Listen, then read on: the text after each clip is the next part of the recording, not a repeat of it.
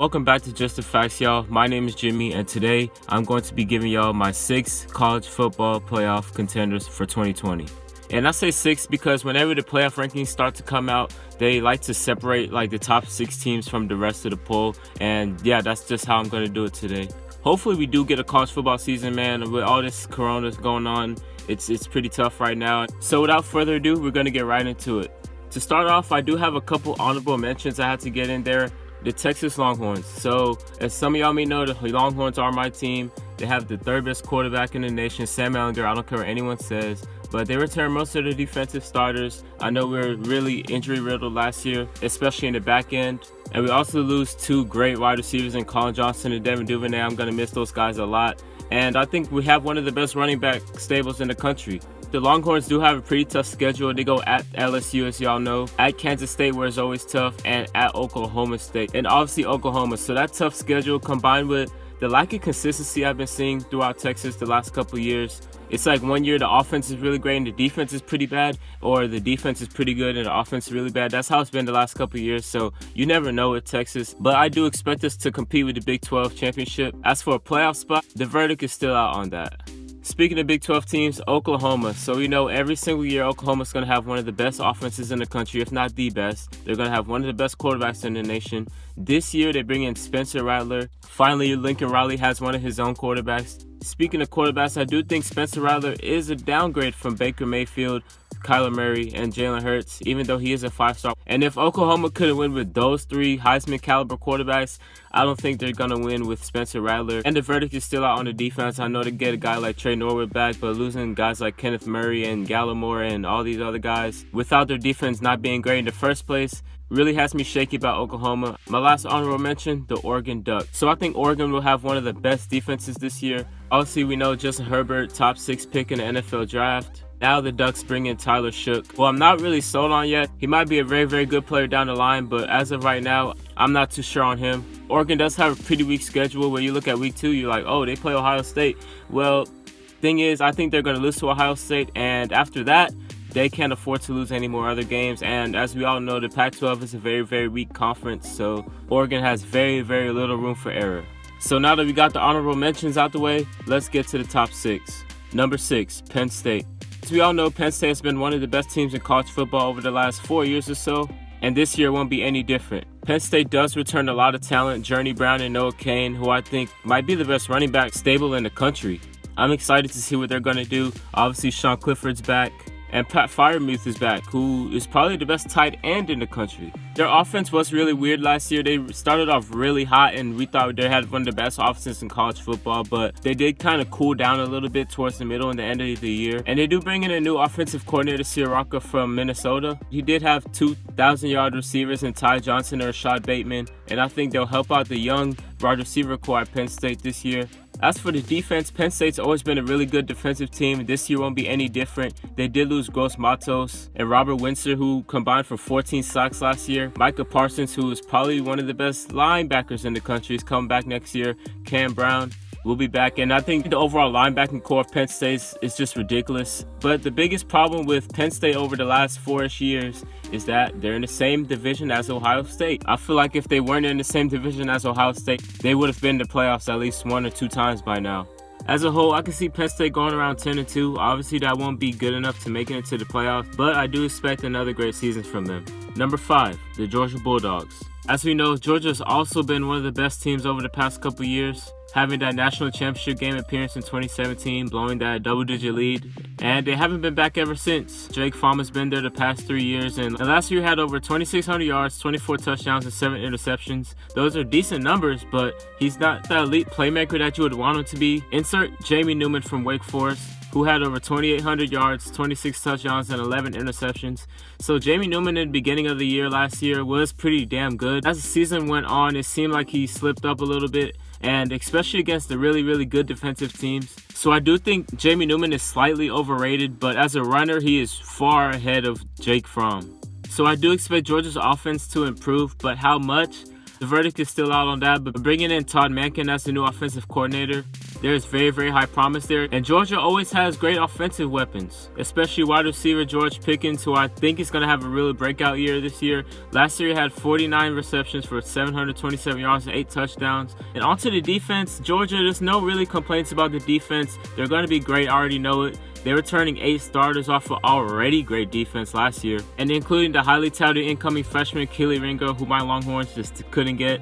Richard LeCount, Mark Webb, DJ Daniels, Tyson Campbell. Georgia's defense has looked like a real no-fly zone, and I already know about the front seven. They're going to be absolutely elite. They're first in points per game last year on defense, only giving up around 12 points per game, which is absolutely ridiculous.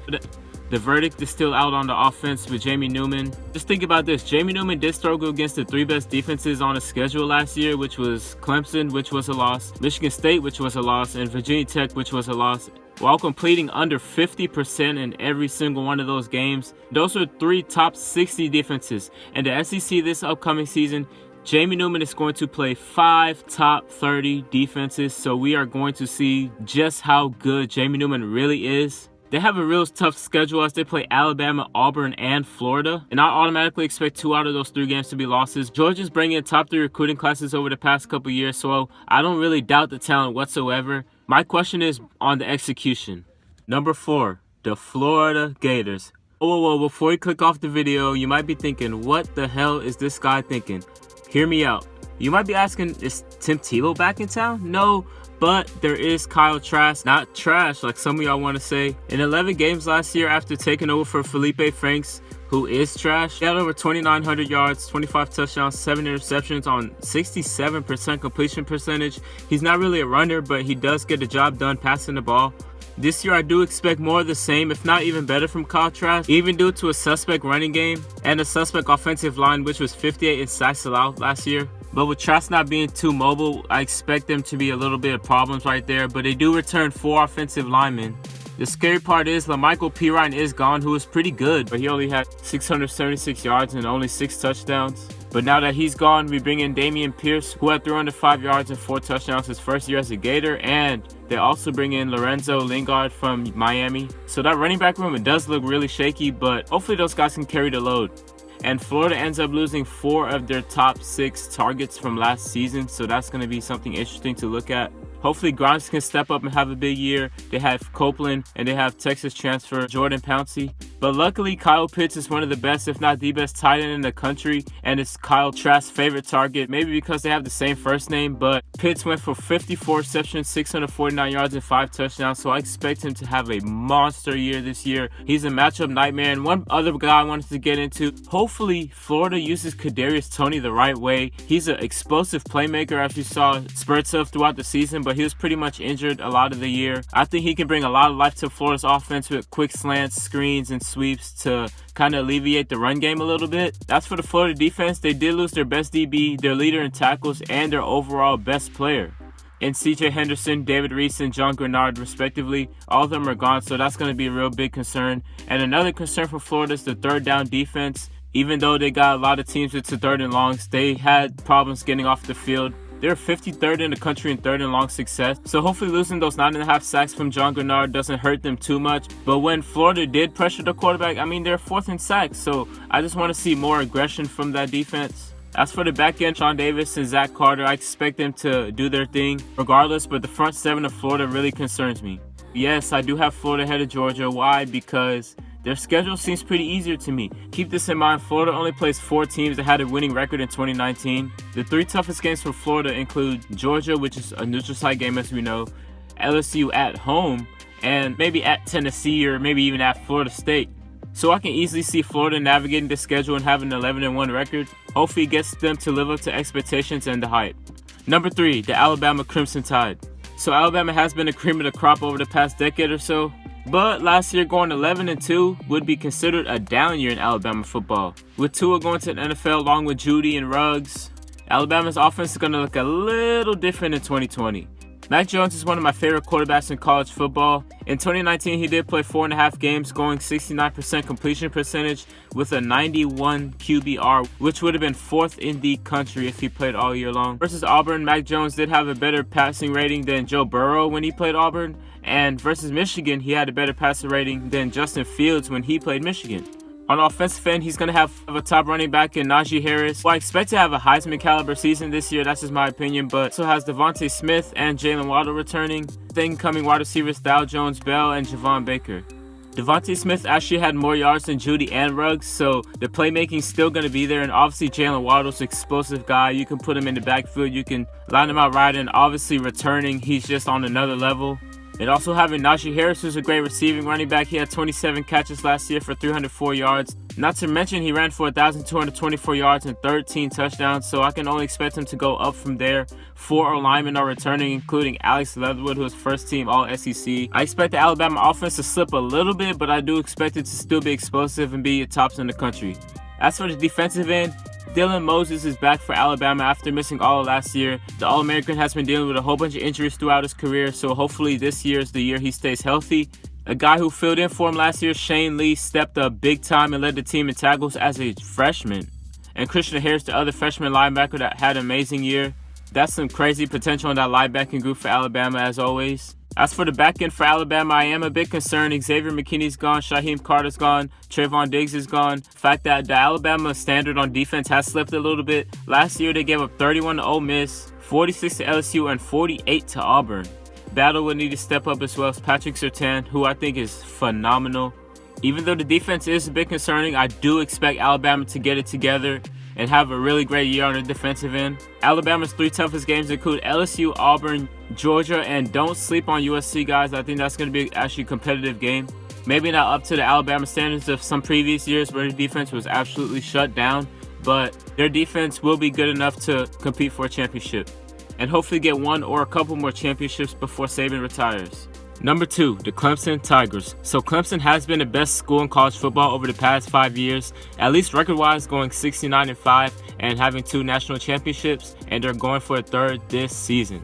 Now, before we get into Clemson, quick update. 23 players have tested positive for coronavirus at Clemson, along with 5 staff members, so hopefully everyone's okay by the time the season rolls around, and hopefully there is a season at this point. Even more bad news for Clemson, Justin Ross, who is going to be the leading receiver this year, is out for the season due to a spine issue he had when he was younger. Prayers up to Justin Ross, but this really begs the question, who will step up at wide receiver? I don't think Hunter Renfrow is there to save the day this time, but Clemson does have a lot returning on the offensive side, including Amari Rodgers, who will have a full healthy year. Joe Nada, highly touted freshman, is going to be there, and freshman E.J. Williams, who enrolled early. So throughout the season, we're going to be paying very, very close attention to the wide receiving core at Clemson. On to some good news about Clemson. Travis Etienne was their 3rd leading receiver with 37 receptions and 432 yards. So Travis Etienne got his work cut out for him running the ball and now receiving the ball more. One thing though is that Trevor Lawrence cannot struggle like he did in the first 7 games last year. He had 14 touchdowns and 8 interceptions. It was looking pretty tough for Trevor Lawrence. It was pretty disappointing for the first half of the season,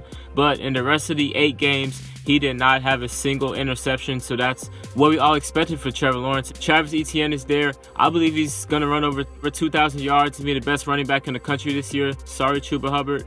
On the defensive end, Clemson did lose a lot of their stars. Isaiah Simmons, A.J. Terrell, Kayvon Wallace, and Tanner Muse. Those were some outstanding players in Clemson football over the past couple years. And now that they're off to the NFL, they look to find a new leader. Clemson's front 7 is always amazing, so I have no real problems there. But the Clemson secondary will be tested a lot this upcoming season. Darian Kendrick, Nolan Turner, and some freshmen are the guys that are going to be leading that back end. So Brett Venables, who is a very, very great defensive coordinator, I expect him to have his hands full, but I do expect him to get the defense to rally. Luckily for Clemson, they do not have a top 60 strength of schedule this year. So they'll have a lot of time to figure out the stuff on defense, and as well as answer some of the wide receiver questions. So as you know, the ACC over the last 2 years or so has been absolutely horrendous. Clemson, I believe, is going to run through the ACC once again. I don't think it will be as easy. Maybe they'll actually lose a game, but they do avoid the second best team in the conference, North Carolina, who they almost lost to last year, and we all expect to be even better in 2020.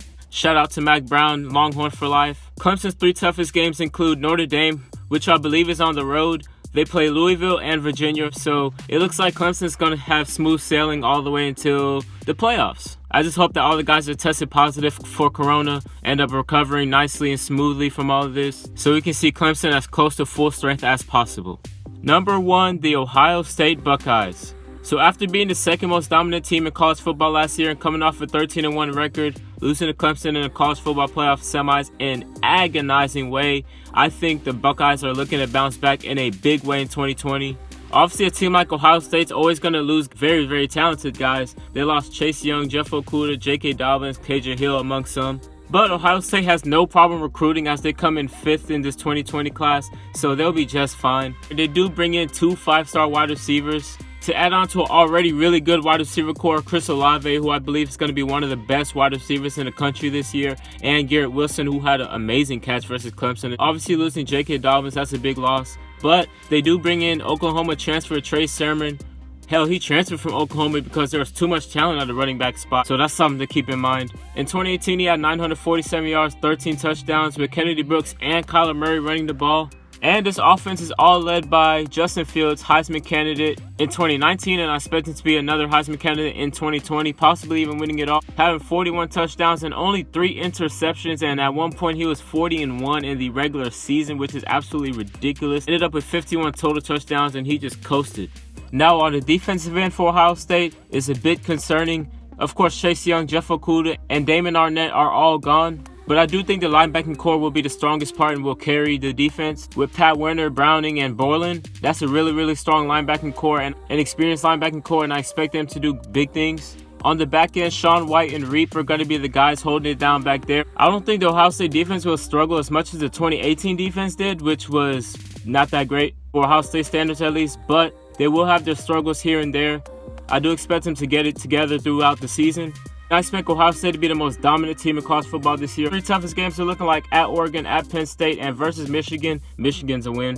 So I can easily see Ohio State going 12-0 again. The Oregon game is going to be a really good game. At Penn State, that's going to be a really good game. But the question is, who's going to come out the West? Is there going to be a team that's going to challenge Ohio State? Is it going to be Wisconsin? Is it going to be Minnesota? Who knows? I expect a lot of defensive guys to step up, as Ohio State always has guys step up on the defensive end. And yeah, they're just the most surefire team in my opinion. They have the less questions to figure out, and just look at last year, and Ohio State is my pick to win the national championship. Alright guys, that's the end of the video. If y'all liked it, make sure to like, comment, share, subscribe. Drop your top 6 down below with a couple honorable mentions. Let me know if I'm wrong. Let me know, well, y'all are going to say I'm wrong. Let me know how wrong I am. Let me know how much of an idiot I am. And yeah, man, peace.